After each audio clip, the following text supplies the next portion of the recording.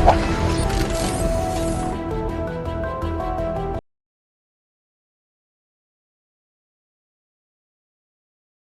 Hello viewers, welcome to know your information channel. இன்னைக்கு நம்ம எந்த டாப்பிக்கை பற்றி பேச போறோம்னா டிஎஸ்எல்ஆர் பட்டா பற்றி தான் பேச போகிறோம்.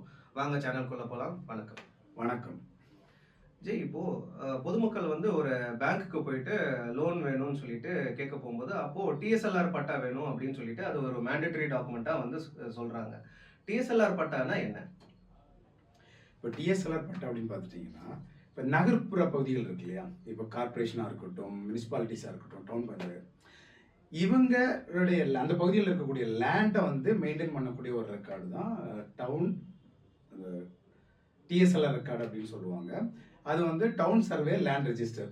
இது வந்து மெயினாக வந்து மெயின்டைன் பண்ணுறது பார்த்துட்டிங்கன்னா டவுன் பிளானிங் சிஸ்டம் இருக்கு இல்லையா, அவங்க வந்து மெயின்டைன் பண்ணுவாங்க. இதில் வந்து அந்த லேண்டோடைய ஹோல் டீட்டெயில்ஸ் இருக்கும். அந்த நகர்ப்புற பகுதிகளில் இருக்கக்கூடிய எல்லா லேண்டோடைய ஹோல் டீட்டெயில்ஸும் அப் டு டேட்டாக இருக்கும். ஓகே. ஸோ இப்போது இந்த டிஎஸ்எல்ஆர் பட்டா வந்து இன்கேஸ் இல்லாதவங்க அப்ளை பண்ணணும்னா ஆன்லைனில் அப்ளை பண்ணலாமா, இல்லை மேனுவலாக எங்கே போய் அப்ளை பண்ணணும்? இல்லை, டிஎஸ்எல்ஆர் பட்டா அப்படின்றது என்னன்னா, அவங்க ஏற்கனவே அவங்கள்ட்ட பட்டா இருக்கும், அதை அப்டேட் பண்ணி டிஎஸ்எல்ஆராக மாற்றிருக்க மாட்டாங்க. ஸோ அந்த பட்டா இல்லாமல் இருக்க மாட்டாங்க. இது வந்து அந்த ஆனால் அவங்க ரெஜிஸ்டரில் வந்து டவுன் பிளானிங் அந்த இதெல்லாம் வந்து பார்த்துட்டிங்கன்னா அவங்க ரெஜிஸ்டரில் அப்டேட் பண்ணியிருப்பாங்க. ஸோ நீங்கள் அப்ளை பண்ணணும் அப்படின்னா நீங்கள் ஆஃப்லைனும் ஆப்ஷன் இருக்குது, ஆன்லைன்லேயே ஆப்ஷன் இருக்குது. நம்ம எப்போவுமே ப்ரிஃபர் பண்ணுறது வந்து பார்த்துட்டிங்கன்னா ஆன்லைன் தான் பண்ணுவோம். ஆன்லைனில் நீங்கள் உங்களுடைய லேண்ட் டாக்குமெண்ட்ஸ் எல்லாமே எடுத்துகிட்டு உங்கள்கிட்ட இருக்கக்கூடிய எல்லா சப்போர்ட்டிவ் டாக்குமெண்ட்டும் எடுத்துகிட்டு நீங்கள் ஆன்லைனில் போய் அப்ளை பண்ணிடலாம்.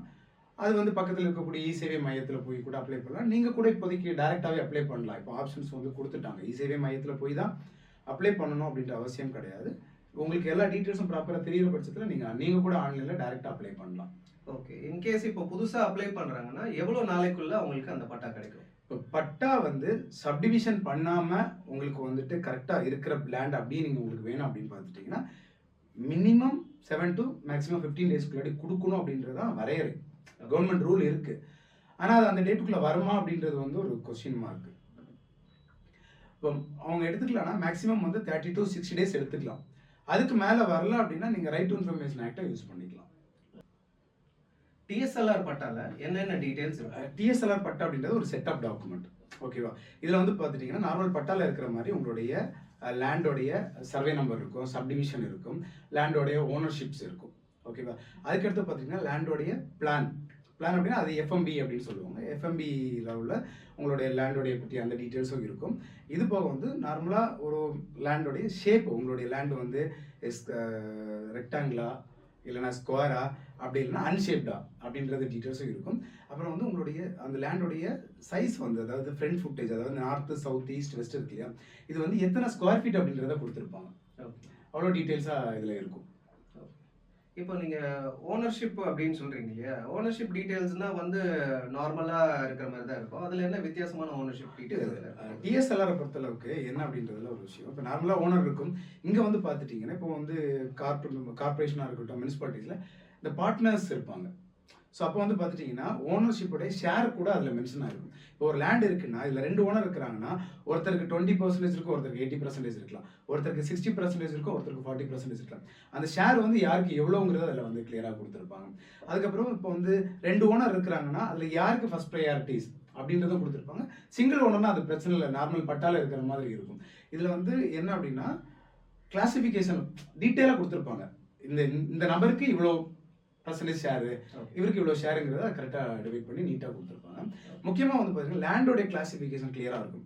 இது ட்ரை லேண்டா, இது ஹவுஸ் சைட்டா, அப்படி இல்லைன்னு பார்த்தீங்கன்னா இது வந்து கவர்மெண்ட் லேண்டா, புறம்போக்கா, ரோடா என்னன்றது கிளியராக டீட்டெயில்டாக கொடுத்துருப்பாங்க. இது வந்து கிளியர் பிக்சராக இருக்கும் உங்களுக்கு.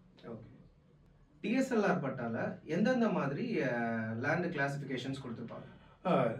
டிஎஸ்எல்ஆர் பட்டால லேண்ட் கிளாசிஃபிகேஷன்ஸ் அப்படின்னா நத்தம் அப்படின்னு கொடுத்துருப்பாங்க. நத்தம் அப்படின்னா அது குடியிருப்பு பகுதிகள் அப்படின்றது இருக்கும். மனை அப்படின்றது வந்து வீட்டு மனை பட்டா, அது வந்து வீடுகள் இருக்கக்கூடிய பகுதிகள், வீடுகளுக்காக இருக்கக்கூடிய பகுதிகள் இருக்கும். ரயத்துவாரி அப்படின்ற ஒரு லேண்ட் அவங்க கிளாசிஃபிகேஷன் பண்ணியிருக்காங்க. அது என்னன்னு பார்த்துட்டிங்கன்னா ப்ரைவேட் லேண்ட் அப்படின்றது இருக்கும். புறம்போக்கு அப்படின்னா அது வந்து கவர்மெண்ட் லேண்டாக இருக்கலாம், அது வந்து வேஸ்ட் லேண்டாக இருக்கலாம், வாட் எவர் மேபி அந்த மாதிரி கொடுத்துருந்துருப்பாங்க. அதுக்கப்புறம் ரோடு, கேனால் இதெல்லாம் வந்து கிளியராக மென்ஷன் பண்ணியிருப்பாங்க. இதில் நத்தம் அப்படின்னு இருக்கும்போது ரொம்ப கிளியராக பார்க்க வேண்டிய விஷயம் என்னன்னு பார்த்துட்டிங்கன்னா நத்தம் பெரம்போக்குன்னு இருந்துச்சுன்னா அது வந்து கவர்மெண்ட் லேண்டு, இல்லைன்னா வந்து ஏதோ ஒரு அரசால் ஒதுக்கப்பட்ட land. அந்த லேண்டை நீங்கள் வாங்கிடவே கூடாது. நத்தம்னு இருந்துச்சுன்னா அது வந்து மக்கள் குடியிருக்கிறதுக்காக கவர்மெண்ட் கொடுத்துருக்கக்கூடிய பகுதிகளாக இருக்கிறதுனால அது வந்து ஒரு தனிநபருடைய பேரில் பட்டாவா இருந்துச்சுன்னா அதை நம்ம வந்து வாங்கலாம். ஆனால் அதுவே நத்தம் பெரம்போக்குன்னு ஏதாவது ஒரு இடத்துல மென்ஷன் பண்ணியிருந்தாங்கன்னா அந்த இடத்த நம்ம வாங்கக்கூடாது, அது கவர்மெண்ட் லேண்ட் ஆயிரும். இது நிறைய பேருக்கு தெரியாமல் நத்தம் தானேன்னு வாங்கிடுவாங்க. இது ஏன் அப்படி சொல்கிறேன்னா, அது நத்தம் பெரம்போக்கா இருக்கும். சில இந்த புரோக்கர்ஸ் அப்படி இல்லைன்னு வச்சுக்கோங்க, ஏதாவது ரியல் எஸ்டேட் யாராவது ஒருத்தர் என்ன பண்ணுவாங்கன்னா நத்தம் பெரம்போக்கை அந்த பெரம்போக்கை மட்டும் எடுத்துட்டு அவங்க வந்து ரீரிஜிஸ்டர் பண்ணியிருப்பாங்க. இதை நீங்கள் வந்து ஈஸியே வில்லங்க சான்று எடுத்து பார்த்தா மட்டும்தான் தெரியும். இல்லைன்னா நீங்கள் வெறும் பத்திரத்தை போய் பார்த்து வாங்கினீங்கன்னா நத்தம் லேண்டு தானே நீங்கள் வாங்குனீங்கன்னா ஏமாந்துருவீங்க. ஸோ அதனால வந்து இதில் மட்டும் கொஞ்சம் கிளியராக இருக்கணும், இல்லைன்னா ஏமாறுறது 100% உறுதி. கரெக்ட். கேர்ஃபுல்லாக அவங்க நீங்கள் சொல்கிற மாதிரி ஈஸி எடுத்துட்டு செக் பண்ணிவிட்டு அதுக்கப்புறம் ப்ரொசீட் பண்ணலாம். ஈஸி கிட்டத்தட்ட 60லேருந்து 70 வருஷம் கண்டிப்பாக அவங்க எடுக்கணும். ஓகே. அதே மாதிரி இதில் வந்து பார்த்தீங்கன்னா எஃப்எம்பி ஸ்கெட்சையே முக்கியத்துவமாக வந்து பேசப்படுது. எஃப்எம்பி ஸ்கெட்ச் வந்து பார்த்துட்டிங்கன்னா உங்களோட லேண்டு இப்போ எங்கே இருக்குது அப்படின்றது ஒரு முக்கியமான ஒரு விஷயமா இருந்தாலும், இப்போ டவுன் சர்வே நம்பருக்கு மாறுது இல்லையா, அப்போ ஓல்டு சர்வே நம்பர்லேருந்து புது சர்வே நம்பருக்கு மாறி இருக்கும். ஸோ அது எஃப்எம்பி ஸ்கெட்சில் வந்து ப்ராப்பராக கொடுத்துருப்பாங்க. உங்களோட லேண்டு எக்ஸ்டென்ட் வந்து கிளியராக இருக்கும். அதில் அந்த பத்திரத்தில் இருக்கிற மாதிரியே அதில் வந்து கிளியராக இருக்கும். உங்களோட ஃப்ரண்டேஜ் எவ்வளோ இருந்துச்சு, பேக் சைடு வந்து அது எத்தனை ஸ்கொயர் ஃபீட்டில் இருக்குது அப்படின்றது அதில் கிளியராக கொடுத்துருப்பாங்க. உங்களுடைய அட்ஜசன்ட் ப்ராப்பர்ட்டி யார் பேரில் அதோடைய டிசைனுமே வந்து அதில் கொடுத்துருந்துருப்பாங்க. ஒருவேளை இதில் வந்து என்க்ரோச்மெண்ட் ஆகுது அப்படின்னா நீங்கள் எஃப்எம்பி ஸ்கெட்சை பார்த்து தெரிஞ்சுக்கலாம். இப்போ நீங்கள் போய் பார்க்குறீங்க உங்கள் பிளாட்டில் அது வந்து பார்த்துட்டிங்கன்னா ஸ்கொயராக இருந்தது இப்போ வந்துட்டு ஷேப்பே மாறி இருக்குது அப்படின்ற பட்சத்தில் இப்போ நம்ம இதில் இருக்குது அப்படின்னா பக்கத்து பிளாட்டை பார்க்கும்போது அங்கே மாறி இருக்கிற வாய்ப்பு இருக்குது. ஸோ அதை செக் பண்ணி நீங்கள் வந்து ரீசர்வே பண்ணி உங்கள் லேண்டை நீங்கள் அதை திரும்ப எடுத்துக்க முடியும். அது அந்த ஸ்கெட்சும் அதுக்கு ரொம்ப யூஸ்ஃபுல்லாக இருக்கும். ரெண்டாவது வந்து பார்த்துட்டிங்கன்னா ஏதாவது அப்டேட்ஸ் இல்லாமல் இருக்குன்னு வச்சுக்கோங்களேன். இப்போ சப்டிவிஷன் பண்ணியிருப்பாங்க, அது அப்டேட் பண்ணாமல் இருந்தாலும் உங்களுக்கு எஃப்எம்பி ஸ்கெட்சை வச்சு நீங்கள் வந்து அப்டேட் பண்ணிக்க முடியும். அதில் எஃப்எம்பி ஸ்கெட்சுங்கிறது ரொம்ப ரொம்ப முக்கியமான ஒரு டாக்குமெண்ட்.